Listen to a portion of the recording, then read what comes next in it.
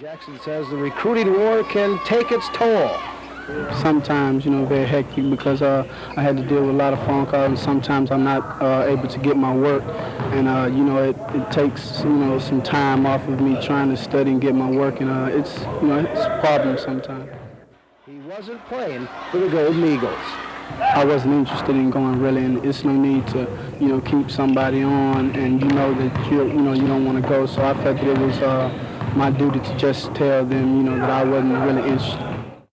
Robbie Russell did a good job. They were leaving him open, and I kept telling the team. I said every time they have two men on me, somebody has to be open. So I kept giving the ball to Robbie Russell and finding whoever I could and open. And luckily they were hitting, as I knew they could.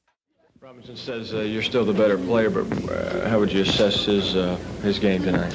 Well, he had a great offensive night. When a player like that is hitting, it's hard to stop, a team like that. And, he played good defense also. And like I said, he just lightened it up tonight, and, it's hard to stop him. We wanted to come out, find the ball up. We've been in a slump for about 4 games straight, and we knew we had to get our shooting our own. So the first thing we had to do was come out, scoring and playing hard defense, and, doing that, it helped us win the game. Chris Jackson, the All-American guard, scored. It was showtime last night in Gulfport, Mississippi. This prep basketball powerhouse beginning defense of its state championship. He's Chris Jackson at 6'1", the highest-rated high school point guard in the nation. Last night, just a typical performance, 30 points in just 3 quarters of play. His Admirals were ahead 11-0 in the first 2 minutes, cruised to their 36th win in 38 games. He shoots 87% from the line, 57% from the field, and many of those shots come from three-point range, like this one that came at the end of the 3rd quarter last night. Anybody you can compare him to? Well, he's certainly the best offensive player I've ever coached or ever seen in high school, that's for sure. I don't usually make a habit of doing stories outside of houses, but then this is a special house. Maybe it's not the house that's special, it's the young man who lives here.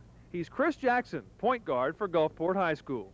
And people come from everywhere to see him, especially basketball coaches.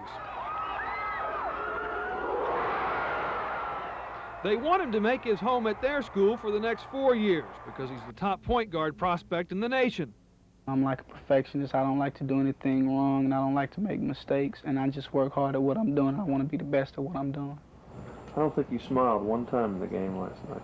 Nah, I really don't smile that much. After the game, I most likely smile. And there's another thing he does after a game when he gets home. Hello? Yes? You see, Jackson's recruiting calls rival those of the men whose pictures hang on his bedroom wall. Well, at first, I got a lot of calls, but now it's slacked up. I don't get as many as I used to the first part of the year. Why do you think that is? I really don't know. I probably lost interest. I really don't know. That lack of interest has nothing to do with his basketball ability, but may result from the fact this high scorer only managed a 14 on his ACT, or his plan to wait until after the season to choose a school with his mother. What's foremost on my mind is who am I going to trust him to? If Chris Jackson can score 1 point higher on his ACT next month, you can bet he'll be scoring a lot of points for some college team next fall. His quickness, unquestioned. His shooting, unstoppable. That's mainly all I do when I'm, out there practicing. I just shoot a lot and concentrate, and I try to, think of new things to do, and I think that's helped me. For every point he scores, it seems Jackson gets another letter. While he's vowed to put recruiting on the back burner for now, he does have 3 favorites.